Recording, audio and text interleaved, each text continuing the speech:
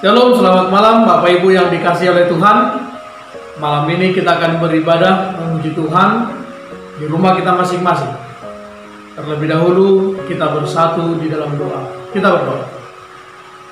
Kasih karunia dan damai sejahtera dari Allah Bapa kita dan dari anaknya Tuhan Yesus Kristus dan persekutuan dengan Roh Kudus menyertai saudara-saudara sekalian.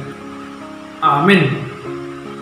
Bapak Ibu Saudaraku yang dikasihi Tuhan, firman Tuhan bagi kita dalam ibadah di rumah kita masing-masing malam hari ini, kita baca dari Kisah Para Rasul pasal 5 ayat 1 sampai 11. Saya akan bacakan demikian firman Tuhan.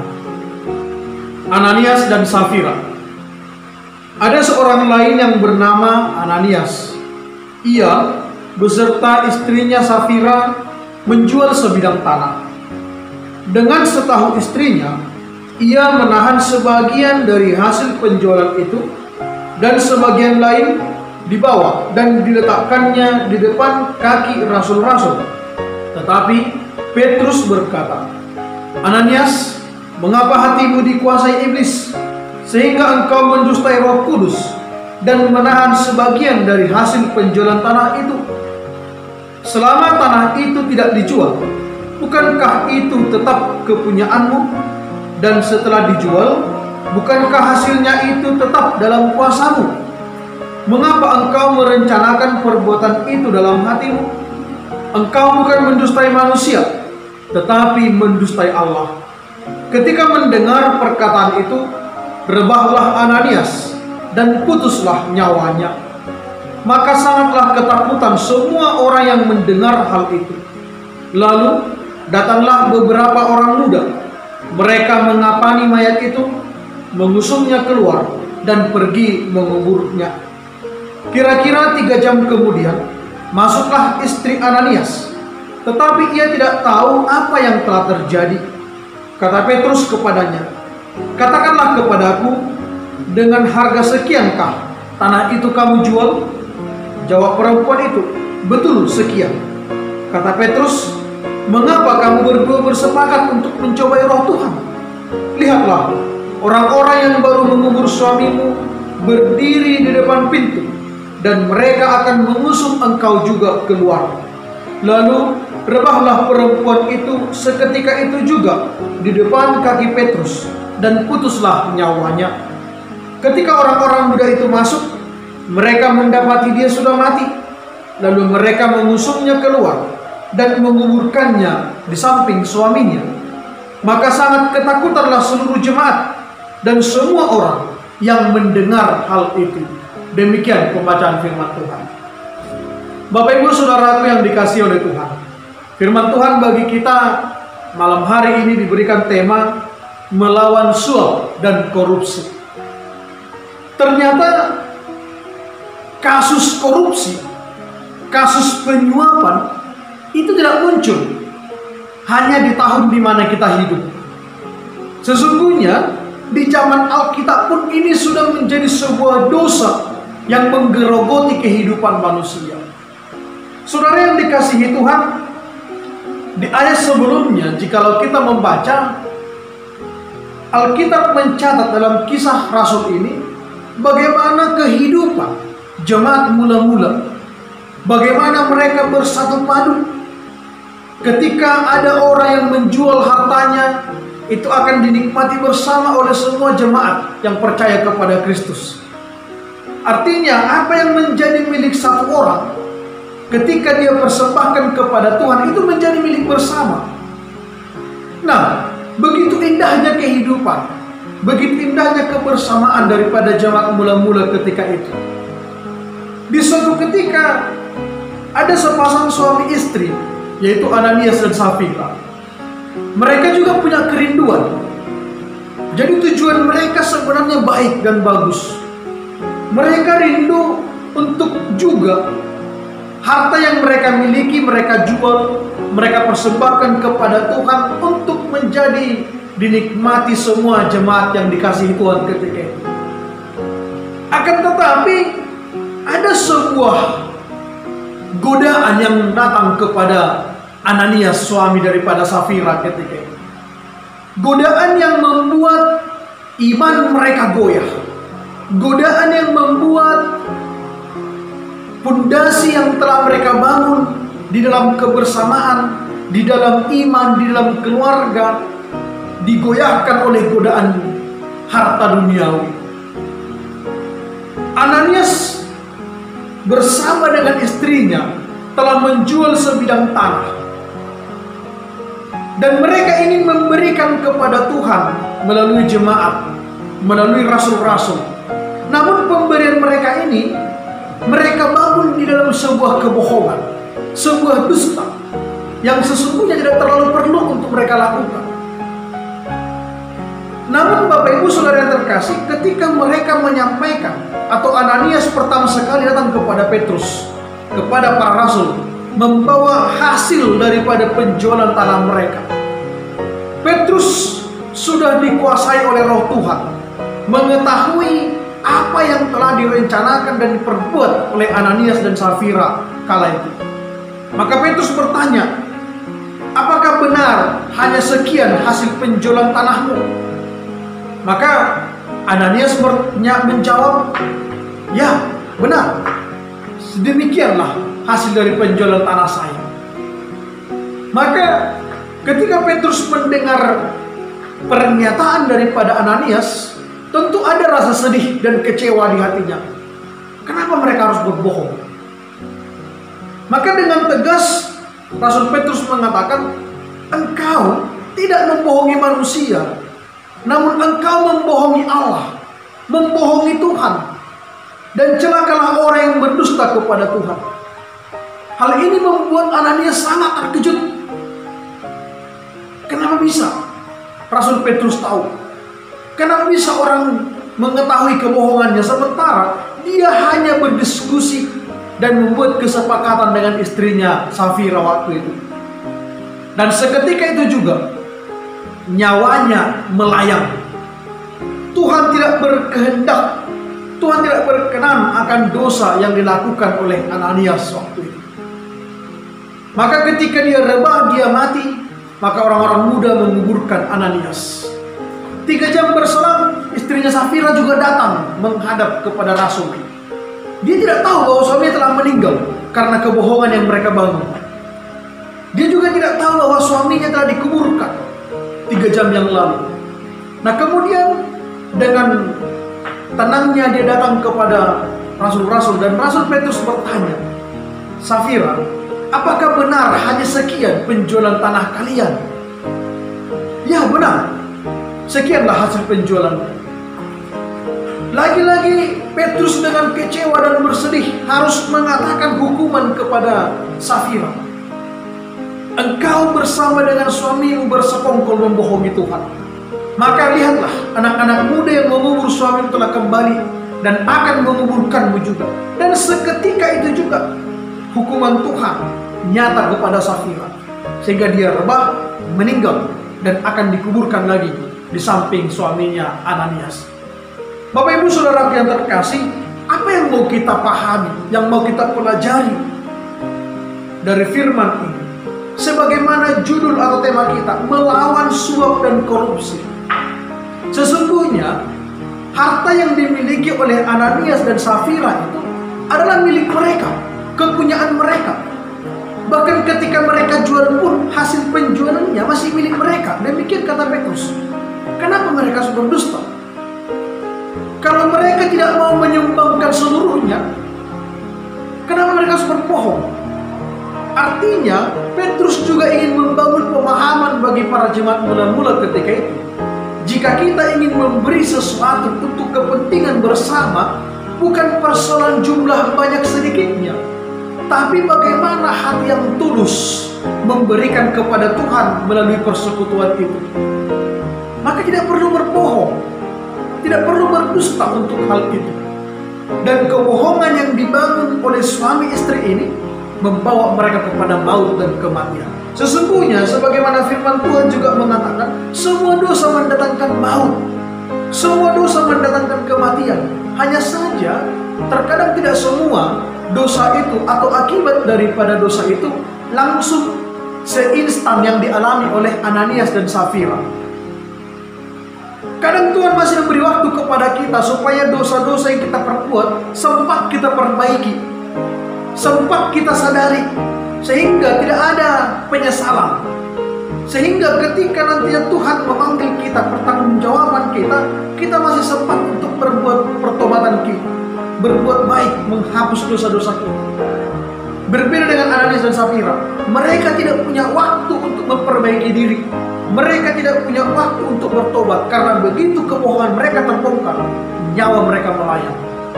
Saudaraku yang dikasihi oleh Tuhan, dosa menghalangi berkat kepada orang yang percaya. Dosa menghalangi berkat kepada orang yang hidup di dunia ini. Dosa menghalangi berkat kepada semua kita jika kita hidup di dalam dosa. Dosa juga akan menghambat sukacita bagi kita jikalau kita tidak mau meninggalkannya. Dosa juga akan menghalangi damai sejahtera hadir di keluarga kita. Dosa juga akan memisahkan kita dengan Tuhan, karena Tuhan itu kudus dan Dia tidak berkenan kepada dosa. Dosa juga akan mendatangkan hal buruk bagi manusia, dan bahkan hal-hal yang kita alami sekarang, penderitaan yang kita alami sekarang, itu semua diawali oleh dosa Adam dan Hawa, dan dampaknya sampai sekarang kita rasakan. Maka Bapak Ibu yang dikasihi oleh Tuhan, hindarkanlah dosa kebohongan, khususnya dalam nats ini. Menjadi dosa yang sangat ditentang, yang sangat dibenci oleh Tuhan. Maka Bapak Ibu yang dikasihi Tuhan, di sini juga kita mau melihat Ananias dan Safira, mereka itu masuk dalam persekutuan dengan Tuhan, masuk dalam persekutuan jemaat mula-mula. Akan tetapi itu tidak menjamin bahwa mereka otomatis lepas dari godaan dosa. Maka sekalipun Ananias dan Safira masuk dalam persekutuan jemaat mula-mula, namun mereka begitu lemah ketika berhadapan dengan harta duniawi, begitu lemah ketika berhadapan dengan uang. Dan kelemahan mereka inilah yang dimanfaatkan oleh iblis, sehingga mereka digoda dan digoncang. Maka ini perlu kita antisipasi di keluarga kita masing-masing. Suami dan istri jangan pernah bersama-sama, bersekutu, sependapat, bermufakat untuk menciptakan kebohongan. Karena dampaknya, akibatnya sangat jelas. Kebohongan itu mendatangkan penderitaan yang berat. Karena keluarga tempat kita membangun damai, membangun sukacita, kejujuran, ketulusan. Maka ketika kita membangun dengan kebohongan, dampaknya seperti Ananias dan Safira, tidak ada sukacita dan damai lagi di keluarga itu. Yang terjadi apa? Matinya hubungan dengan Tuhan. Bahkan iman mereka juga mati ketika itu, daging mereka juga mati ketika itu. Maka kita pun demikian, jangan kita bunuh persekutuan yang baik bersama dengan Tuhan di keluarga kita dengan membuat kebohongan, dengan membuat kesepakatan yang tidak disukai oleh Tuhan.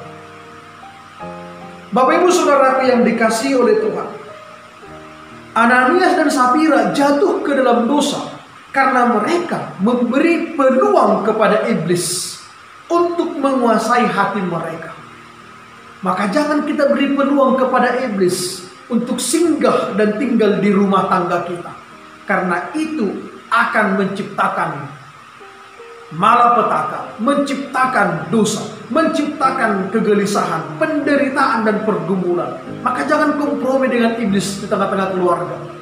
Kiranya hanya Roh Kudus yang tinggal di keluarga kita, agar damai itu tetap tinggal di tengah-tengah keluarga kita. Saudara yang dikasihi oleh Tuhan, di sini kita bisa melihat, jikalau di tengah-tengah keluarga ada suami atau istri ingin berbohong, maka tugas kita mengingatkan pasangan agar tidak melakukan kebohongan itu. Jangan pernah menyetujuinya dengan alasan apapun.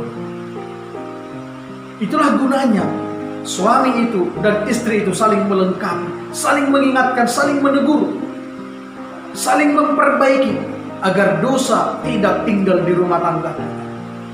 Demikian juga saat ini Bapak Ibu Saudara yang terkasih, Kasus-kasus korupsi tidak lagi hanya dilakukan oleh para pejabat, tidak dilakukan oleh orang-orang yang berkuasa, tidak hanya dilakukan oleh kalangan-kalangan atas, namun korupsi di negara kita ini sampai ke kalangan terbawah pun sudah dilakukan.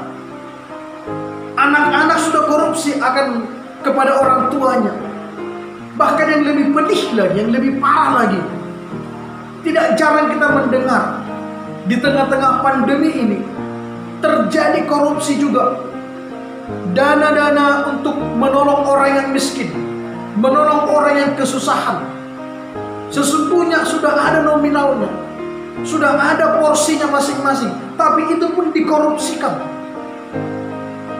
Maka Bapak Ibu yang terkasih, disinilah kita mau melihat betapa bobroknya kehidupan manusia. Sekalipun sudah banyak hukuman-hukuman Tuhan yang telah dijatuhkan kepada manusia, di tengah-tengah penderitaan masih ada orang yang mencari kesempatan tanpa memikirkan saudaranya, tanpa memikirkan orang yang lebih miskin daripada dia, yang hidupnya lebih susah daripadanya. Justru ini diperas, bantuan ke mereka dipotong, pertolongan ke mereka diambil, jatah mereka dikurangi demi kepuasan dirinya sendiri. Dan Bapak Ibu Saudara yang terkasih, di sini kita bisa melihat tidak sedikit orang menjalin kesepakatan seperti Ananias dan Safira, kesepakatan untuk melakukan dosa dan kejahatan yang sama sekali sangat dibenci oleh Tuhan. Ini yang harus kita tinggalkan, ini yang harus kita hindarkan, sembari kita beribadah kepada Tuhan. Maka saat itu juga kita mau melihat kehidupan kita, kita mau mengintrospeksi kehidupan kita. Kalau Ananias dan Safira tidak sempat bertobat, maka kesempatan ini kita gunakan lagi, kita manfaatkan.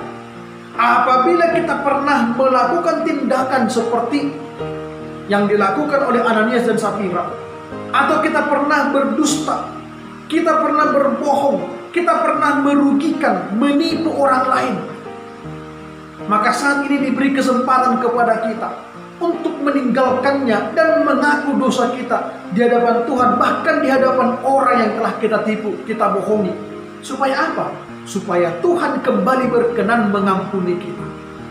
Sesungguhnya Tuhan itu sangat baik. Dia Maha Pengampun bagi orang yang benar-benar komit untuk bertobat dan meninggalkan dosa. Namun Tuhan akan menjatuhkan hukuman kepada orang yang berpura-pura bertobat, yang berpura-pura beribadah, yang hidupnya hanya formalitas, sepertinya baik namun tidak baik, sepertinya jujur tapi penuh kebohongan. Inilah yang Tuhan tidak suka. Maka Bapak yang dikasihi Tuhan, apabila kita belum pernah melakukan seperti yang dilakukan oleh Ananias dan Safira, bukan berarti kita aman, bukan berarti kita tidak akan digodai. Iblis akan mencari peluang untuk menggoda kita. Maka pertahankanlah kejujuran kita, pertahankanlah ketulusan kita, pertahankanlah agar kita tidak pernah berkorupsi, menipu, menerima suap atau apapun namanya itu. Supaya apa? Supaya di tengah-tengah dunia yang penuh dosa ini, Tuhan masih mendapati ada orang yang seperti kita, yang takut akan Tuhan, hidup jujur, bekerja dengan tulus dan jujur, beriman yang benar. Jika melakukan pertolongan dengan tulus, maka demikian firman Tuhan yang kita dengar, kita akan mampu melawan keinginan untuk menerima suap, untuk melakukan tindakan korupsi. Karena apa? Fondasi iman kita sudah didasari oleh takut akan Tuhan. Terpujilah nama Tuhan, diberkatilah yang mendengarkan firman Tuhan dan yang melakukannya dalam kehidupannya. Amin. Kita berdoa. Terima kasih Bapa di sorga, kami telah mendengar sabda. Benar Tuhan, dosa yang sangat besar yang terjadi di negara kami, di lingkungan kami, bahkan mungkin di keluarga kami, adalah dosa kebohongan, dosa korupsi. Masih adanya orang yang menerima suap sehingga keadilan dan kebenaran diputarbalikkan. Untuk itu Bapa, tuntunlah kami dan ajarlah kami, agar iman kami senantiasa setia untuk jujur, tulus bekerja dan beribadah kepada Tuhan. Agar di mana persekutuan dibangun, di sana juga anak-anak Tuhan sungguh-sungguh menyembah Engkau. Dan di mana kami bekerja beraktivitas, di sana juga akan ditemui anak-anak Tuhan yang takut akan Engkau, bekerja dengan tulus dan jujur, dan hidup kami seluruhnya menjadi hormat kemuliaan bagi nama-Mu. Dimanapun kami berada menjadi berkat, karena kami adalah anak-anak yang Tuhan kasihi. Mampukanlah kami menghidupi firman-Mu, karena kami hanya mengandalkan Yesus Kristus Tuhan kami. Amin.